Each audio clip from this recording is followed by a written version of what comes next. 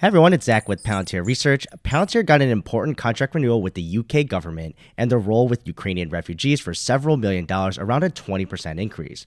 But also in other news over the weekend, Dan Ives speaks on Palantir and his predictions on their role with Israel and defense in general, as well as today a Wall Street Journal article showing a partnership with a private equity firm.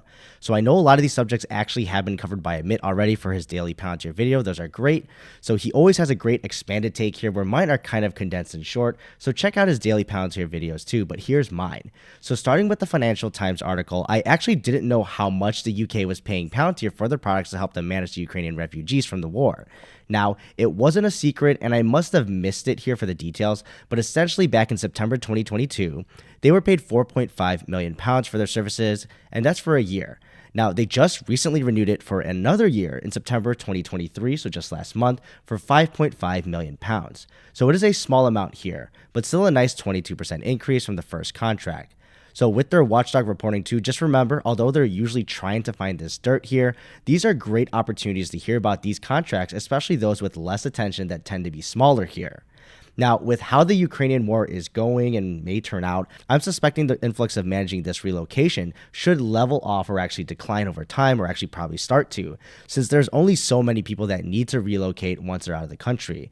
But still, it's always nice to see them embed themselves more and take every opportunity they can, no matter what and no matter how small, to showcase to the UK how they perform, and also for other countries that are seeing this. Now, if more refugee relocation occurs from other conflicts, then the UK is compelled to help with them too. Maybe they already know they can handle this since they're using Palantir and can reference this. Now, the article fully, if you check it out, is still kind of a hit piece here, or trying to be, to point out them skirting around procurement and those processes, but I'll look on the bright side, of course, seeing this renewal. The proof is in the pudding, and at the end of the day, they secured a renewal, and that speaks louder.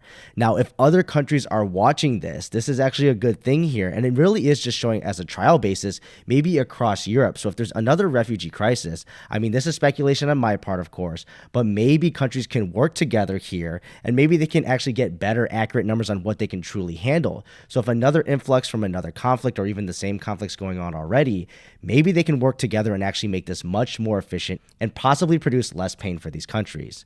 Now, moving on, over the weekend, I'm sorry that I was slow to cover with weddings and baby showers and stuff like this, so I didn't really have time here, but I'll try to keep up. But Dan Ives spoke on Bloomberg that did focus on Israel and Hamas conflict going on right now.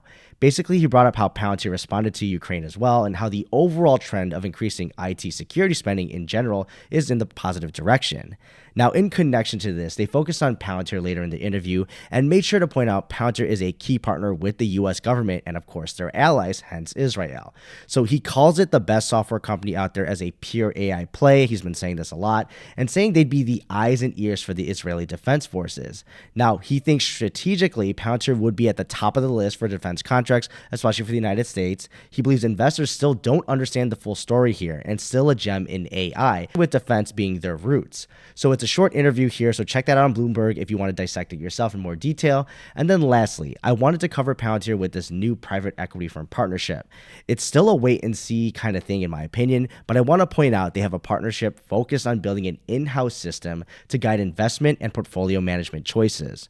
There are big consequences to this if successful for the industry that I've talked about before with their partnership with other financial institutions. Now, for my speculation, over time, if Palantir can build this product strongly with actual outperformance against other firms, and then they have a track record here that can actually be compared, it can create an effect where it has become the bare minimum here to actually compete. Because why not? And this is similar to what happened before with algorithmic trading. And as always, this is great to see more variety in the verticals that Palantir is applicable in. Now, finance, we don't necessarily see covered too much here, but large and small firms everywhere, except maybe where the price can be the barrier.